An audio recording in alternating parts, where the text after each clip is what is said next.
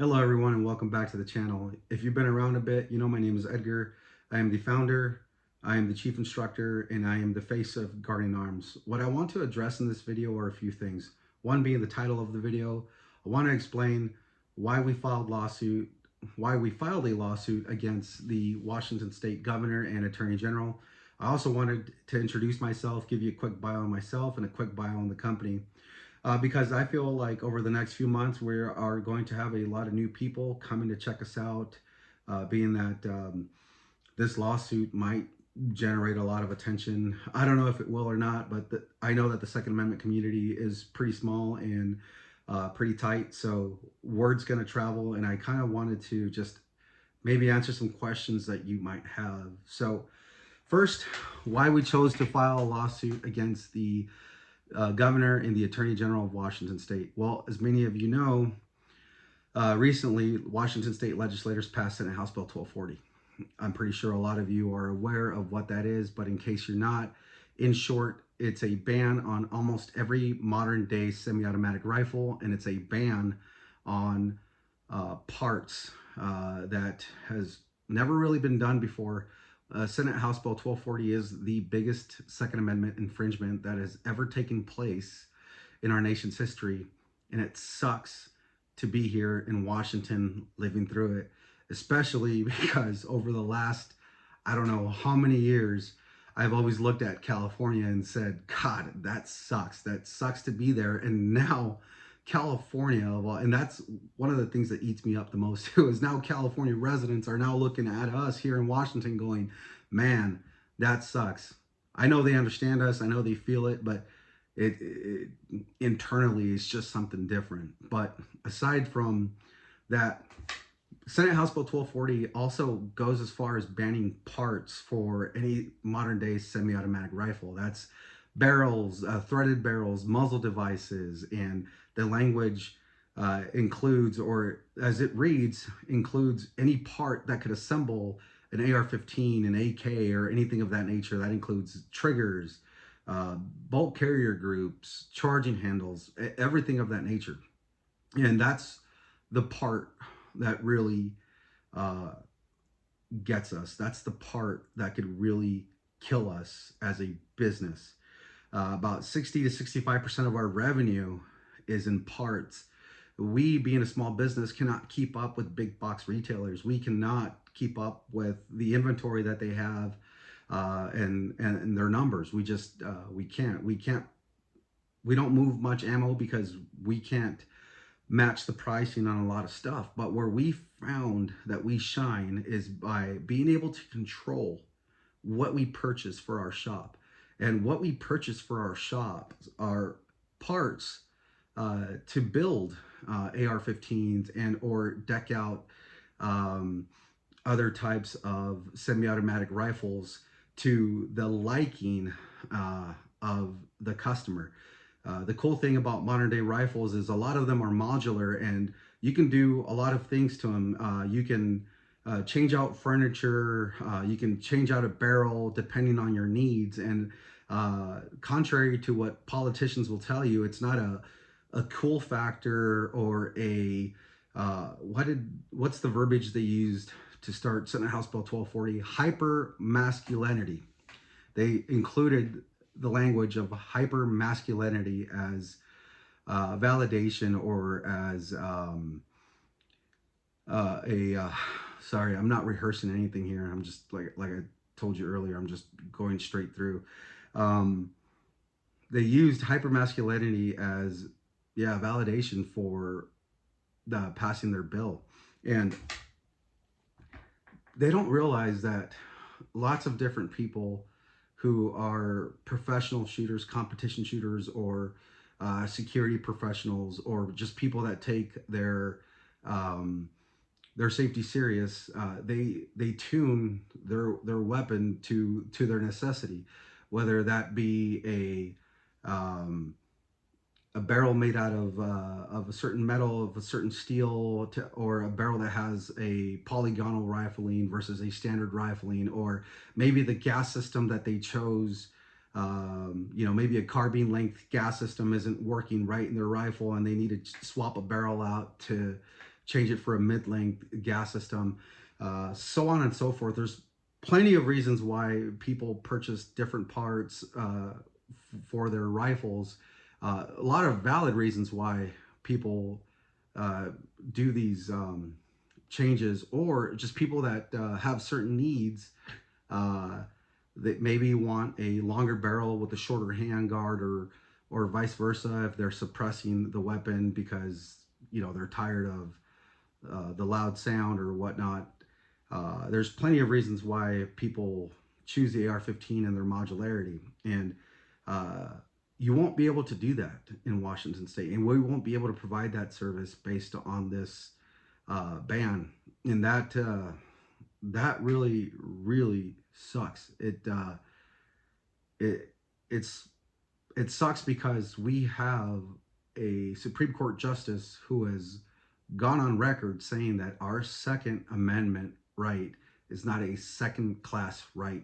And these politicians keep on stepping on our Second Amendment right like it means nothing, like they don't care, but probably because there's no repercussions for doing it. But uh, in short, uh, the fact that it's going to kill our business, the fact that we won't be able to do certain things with our rifles. Not only that, but going forward, we might not be even able to repair the rifles that we were allowed to have grandfathered and still legally possessed.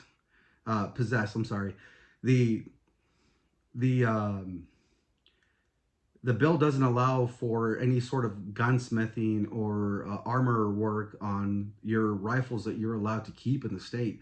If your bolt carrier goes down and you need a new bolt, you can't get one. If your charging handle breaks because your AR or your AK or whatever fell out the back of your truck, you can't replace it. You're left with an inoperable weapon. And being left with an inoperable weapon, I don't know how anyone justifies leaving you by choice with an inoperable weapon.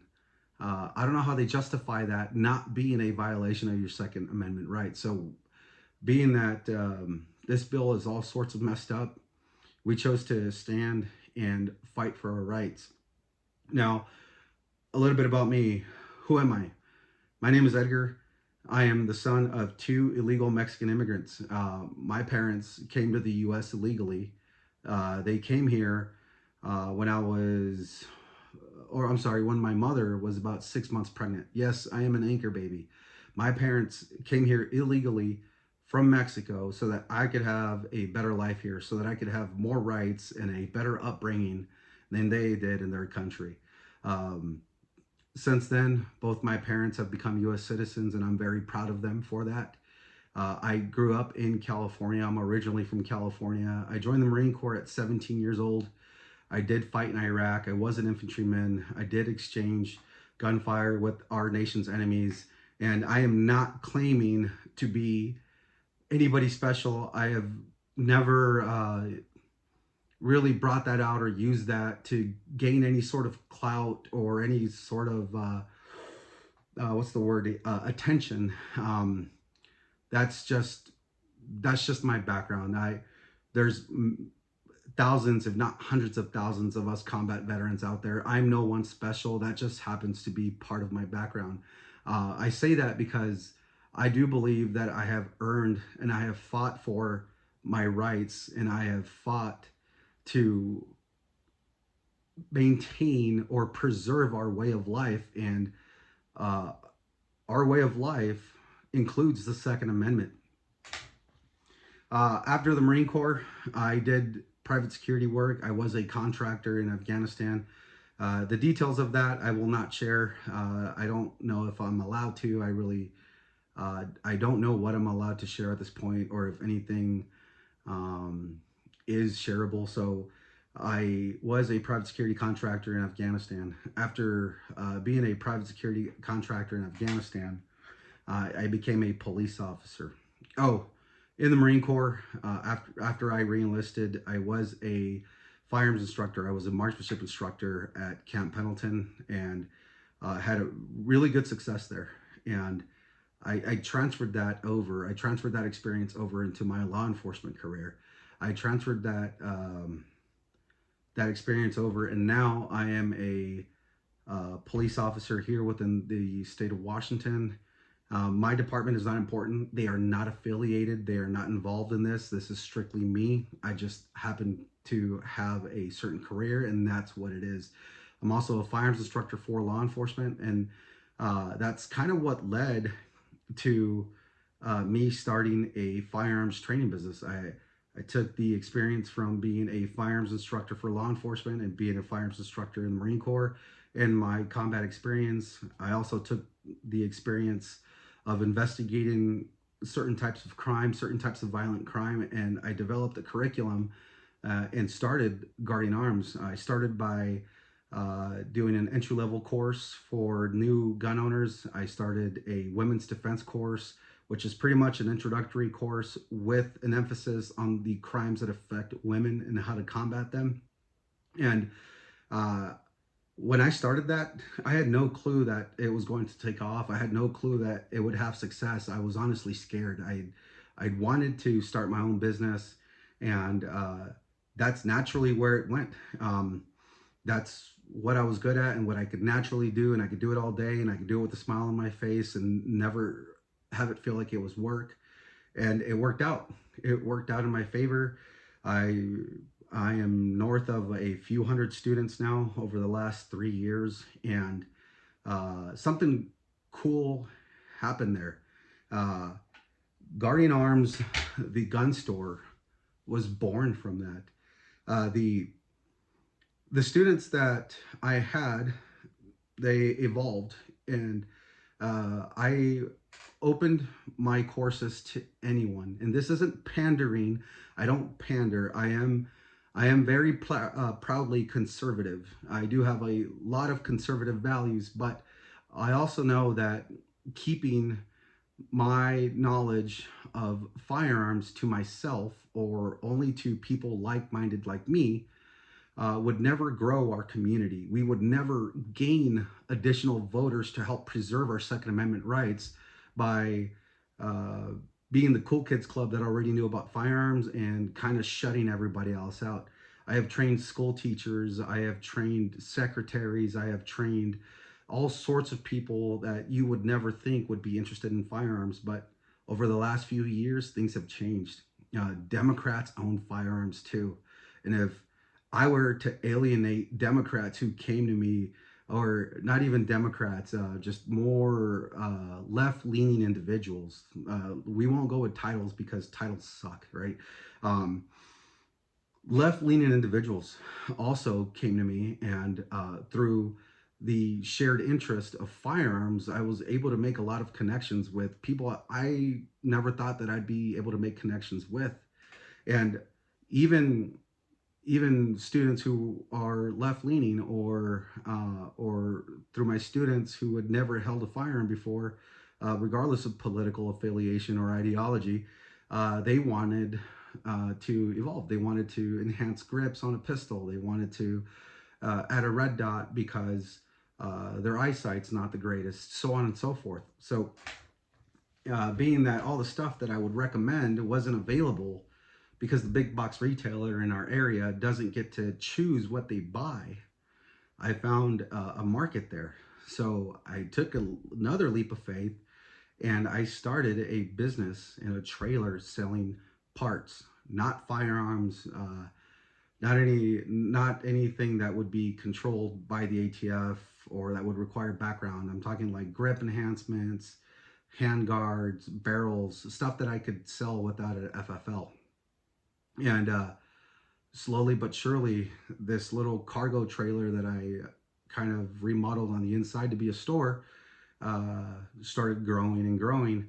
And I had people constantly coming to me, and I quickly outgrew that trailer. And outgrowing the trailer really fast led for the necessity of an FFL. So eventually, I uh, took another leap of faith and moved my business into a brick and mortar, a place where I would have to uh, have an overhead, and I didn't know if I was ready for it or not. And when I hired my first employee, I didn't know if I could afford him either, but I took a chance, and luckily, by the grace of God, everything worked out. And now, Guardian Arms is a thriving business, or was until earlier today. It was a business that is respected, that people know that they can get the stuff that's hard to find with us because we choose what we buy. We also closely guard our reputation by offering the best customer service possible. We don't treat anyone like they don't belong in our store. We don't treat anyone um, like we don't treat anyone in a silly manner just because they're new to us. We answer every question that they have, and that attention to detail with everyone has really worked out for us. Uh, that's sort of pretty much it for a little bit about me, a little bit about the store, and why we do what we do. To be honest with you, my frustration goes, and this is just me personally, goes a little bit further uh, than Senate House Bill 1240. I know there's probably not too many people in my position, but uh, the patriotic mindset over the last 8 years has been attacked. The attack and the war on police officers, to the to take it to the extent where it went and where it's at, completely unnecessary. And then the extent of wanting to ban firearms outright and coming after the firearm community, it's just it's open and it's there. And like I said, my background, I'm a combat veteran, I'm a patriot, right? I'm a police officer and a firearms instructor. At one point, I was the owner, and now the founder, chief instructor, with the CEO, my buddy Bruce Davis, who has taken over the company, who is now in charge of the sales. Um, Police, military, guns, they've all been attacked. My entire identity has been questioned and made to look like um, we're we're evil and we're the bad guys, and it's just not true. I'm a family man. I am a proud father of 5 kids. I love my wife. I am happily married. I've been married for 12 years. Um, I love anyone who is of good nature. I love anyone who is of sound mind and can have any ideology they want as long as they're respectful to me and my family. I I can have the same respect for you, and that's not how an individual like me, and I'm pretty sure like a lot of you guys out there, that's not how you're being portrayed either, and it's just frustrating. So I hope this long rant or long explanation about who we are really uh, can, match a lot of you guys, and I hope a lot of you guys find comfort in knowing that you're not alone out there. And this is in no way, shape, or form intended to alienate anyone. My platform continues to be open to anyone. As long as you are seeking knowledge on firearms and you're looking to be a safe and sound minded gun owner, you have a spot here. So, with that, guys, I hope this helped. I will see you soon. Take care. I'll see you in the next video.